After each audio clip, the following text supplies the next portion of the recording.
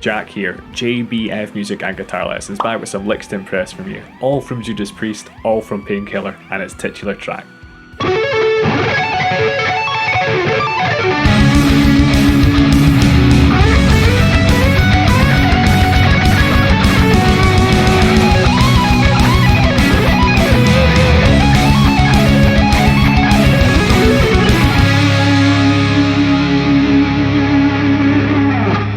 In this Guitar Licks to Impress, we've got 4 leads in ascending difficulty. Timestamps on chapters below if you want to jump ahead. If you appreciate this format, do let me know with a like and a comment. Both are little gestures, but really do help out the channel, and lets me know the type of content you guys are more interested in as well. So by the end of this, you should have the makings of 4 great licks and hopefully some inspirations for ideas of your own. I had always sort of assumed that KK Downing and Glenn Tipton traded solos on this track. I seem to remember the booklet, like the inlay of the album sleeve, saying that, but from the live clips it seems to just be Glenn Tipton. So if you can shed any light on the matter, please let me know in the comments. It would be good to find out.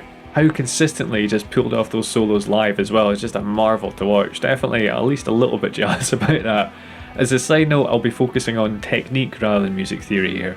So I've done these by ear with no access to the stems, but cross-referenced them with some live clips that I found. I went to learn a few of the licks from the solo and the transcriptions just didn't seem quite right. Any suggestions or correction, as always, are more than welcome. Just pop them down below. The tabs, if you want them, are up on my patreon.com/JBFmusic.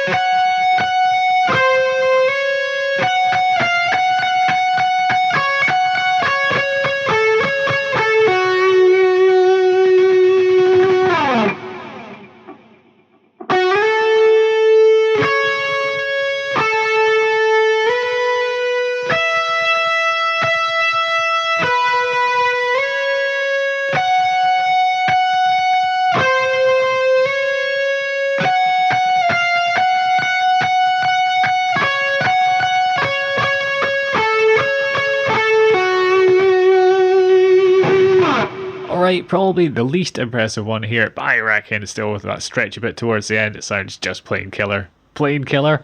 Not getting away with that one, have I? Oh well. So the way I'm playing this one is alternate picking, starting on a down, using my 3rd and 4th fingers. The first note is a grace note, so you don't really hear it, you're just kind of sliding into the 14th fret from the 11th. Just kind of squished in there. The next slide is a regular 16th note. So it's the same length as the other notes around it. Just watch out, because the second time we slide to the 16th, so the first time we go, the second time we're just sliding from the 15th fret. Triplets kick in here and they sort of act as a lead into the next bar. Now you might be tempted to try and pick this, but if you want to keep it clean, you probably want to avoid that. It's not so fast that you won't be able to actually articulate the notes individually. You might feel your hand is a bit kind of rigid from the slower picking leading into this. If so, check out the little eye up there for dialing in your picking hand. Again, my 3rd and 4th fingers are taking care of this. Probably move my hand a little bit to get ready for this 14th fret in the next bar. It groups of 3 really, 2 higher, 1 lower. Same on the next string. And then we just finish up on the 16th fret with some vibrato.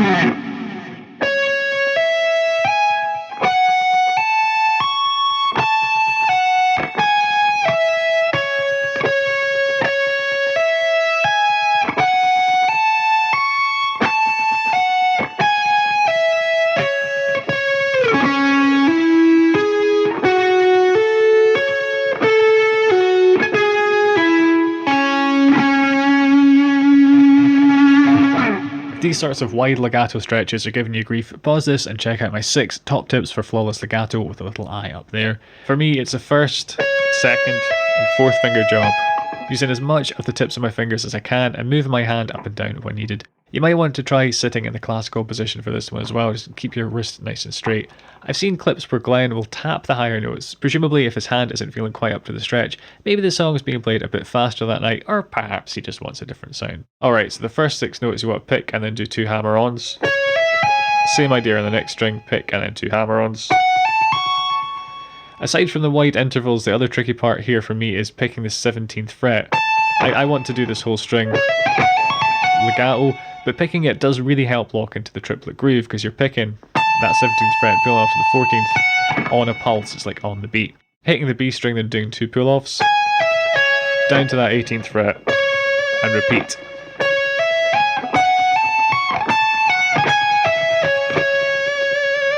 What makes this one really pop, I think, is the same note being played on a different string. A bit like the timbal trill, more than that with a little eye up there. Alright, just making sure you're still with me, let me know with a kapow in the comments. So as a side bonus lick, until I tap this one out, I'd always heard it kind of differently, like this. So the first 8 notes are exactly the same, but I'm only picking the E string once. So just picking it, hammering on, pulling off. With the last 4 notes, so basically picking the 17th fret, hammering on to the 21st, pulling off to the 17th, down to the 14th, and then just repeating that again. Fairly irrelevant, but I always find it really interesting how we can think we know what something we've heard 100 times goes like, only to find out it's not correct.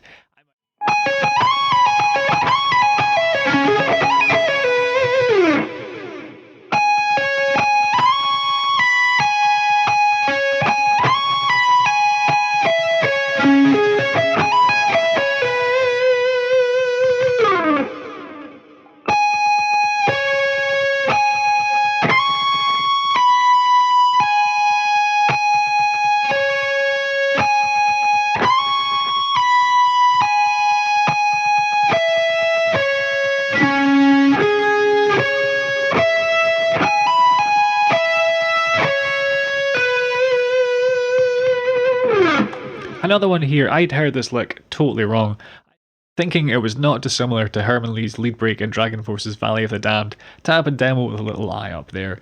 So I'd suggest going and listening to the original song Painkiller, the solo at like 50 or maybe 75% speed, and seeing if you agree with me on these observations. It would be interesting to find out if I'm just hearing it wrong yet again. The other giveaway here is that the live clips which I used for reference, he clearly wasn't sweeping, well, until the very end anyway. Pretty light touch with the picking hand, and indeed the fretting hand did really help me out here. We're starting off with the 16th fret, I'm using an upstroke, down on the G, 18th, up again on the 16th, then we have this first 20th to 21st fret slide. You hang on the 21st fret for a little bit longer here, don't be tempted to rush it. The second time we don't hang on it. So I'm using my first, second and third fingers really, sliding here, pulling off to the second, then the first. In all honesty, if I had to play this live on a regular basis, I'd probably just slide my third finger roughly in the right direction. So there I'm just kind of playing those notes and sliding this third finger roughly in that area, instead of making it quite as precise as I'm just play that slower. It sounds less like the real thing, but this is just a reminder that if you run into techniques that are new or pretty tricky and you still want it to sound like the real thing, if you run into a bit of a wall, just use your own trick bag and make it work for you. But back on track, we're doing this skipping thing again. Sliding from the 20th fret to the 21st with my third finger, pulling off to the 19th, where my second finger is, then pulling off to this first finger on the 16th fret. It's quite an intricate little move in and of itself. This sweep is very heavily palm muted. It's a wee bit hard to discern the notes, but I think this is more or less it. So what I'm doing is 3 upstrokes on the 16th, 17th and 18th frets on the E, B and G strings. What Glenn might do here is sweep through to the 18th fret on the D as well. I didn't hear it, so I'm just skipping it out. What you could do is rake through the D string, so you could go up, up, up and up through here, and hit the A string with an up, then pick slant downwards, ready for the next part of the sweep. That's not what I do. What I do is up, up, up, then hop over the A string, and then I change my pick slanting angle, more than that if the eye up there. So I'm ready for the down part of the sweep here, where we're going 16, 18, 18, 17, 16, all downs, hammer on, pull off, then I'm doing an up on the B string, up on the G, and pulling off. Like I say, this works for me, so experiment and find out the best picking pattern for yourself. The only other noteworthy thing for me anyway was I couldn't seem to decide whether I wanted to roll my 3rd finger over these 18th frets on the D and the G strings, or if I want to use my 3rd and my 4th. What I tended to find was at higher speeds I was rolling my finger, and when I was playing it slower, I tended to use my little finger. It's neither here nor there, but it is just another variation that's worthwhile experimenting with.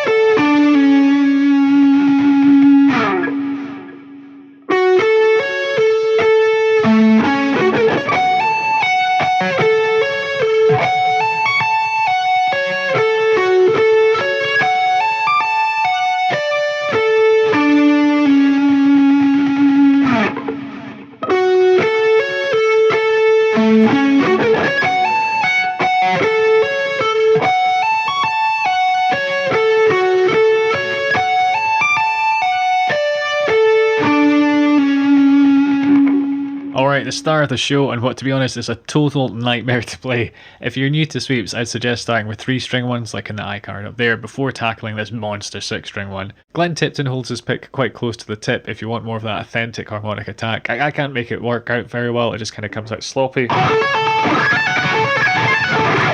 I need to use the different part of my plectrum to keep the rest of it clean, so that's why I'm not trying to do that. But we start off by sweeping down through these 2 strings, the D and the G, so those are both downs, and a little trill. I find using my 3rd finger works best here. Then you want to hit this G string again with an upstroke. Right. You want to hop over to the low E string, and I'm using my 3rd finger on the low E's 17th fret, rolling my 2nd finger across the A and the D strings. So during the sweep the notes might ring into each other a bit, or it could just be a byproduct of the delay effect he has on because there was a lot of delay on it.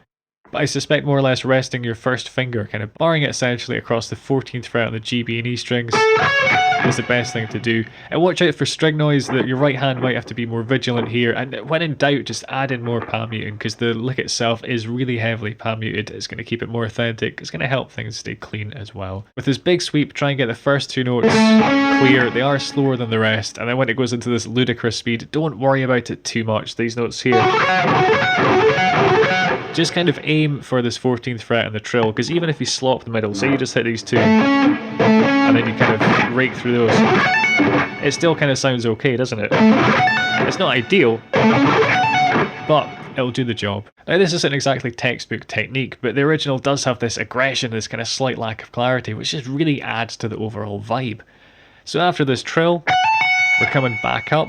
If you'll notice, my 1st finger is in place, it just kind of stays in place here. I've found using slightly the side of it got the most consistent results for me, depending on like how your fingers work, the width of your guitar neck and all these sorts of things. You might have to experiment with different ways of rolling your 1st finger, and whether you want to keep it anchored like I do or you want to move it about. Again, variations you'll just have to find out for yourself. We sweep upwards on the 14th fret across the E, B and G strings, then a little trill, hammering onto the 18th and pulling off, and hopping over to the high E. So as a side note, what you could do here is you could play it all on the 14th fret. You could go, so there I'm going E, B, G, back to the B, back to the G and the E. This involves hopping over strings at a very high pace, which I just couldn't get to work at all. So I found going up, up, up, hammering on, pulling off, and then just kind of string skipping was the better thing to do. It also sounded to me like this note was hammered on rather than swept into. But yeah, skipping over to the E string, got the 14th fret, hammer onto the 17th, and then you want to tap this 21st fret. This tap note is really quite short, it's really like a grace note almost, and going back down the same way we came. So after tapping this 21st fret, you want to pull off to the 17th, pull off to the 14th, we're going to sweep up across the B, G and D strings. Then I got my pick ready for down sweeps, so I'm going across the 14th frets again on the G, B and E, hammering on again to that 17th fret, tapping a semitone higher this time on the 22nd fret. Again, this is a really quick tap, it's almost more of a grace note, pulling off to the 17th fret, off to the 14th, And what I do here is keep my first finger barred across this 14th fret on the G, B and E strings, but use my second finger to get this 15th fret on the B. So I'm doing an upstroke there, this is where the little sweep starts again, another upstroke on the 14th on the G. And then I can just hop over this string, you might want to rake through the D string, up to yourself. I'm playing the 17th fret on the A, sliding it down to the 16th, just to wrap up the lick. Okay, so for good measure, I'm just going to go through that lick all in a oneer, explaining what I'm doing. Downstroke, down, hammer, pull off, upstroke. We've got the big sweep, so we're going to play these all downs. Hammer on, pull off, up, up, up, hammer on, pull off. String skipping over to this 14th fret. I could play this with an up or down, I'd probably go for an up to be honest. Hammer on.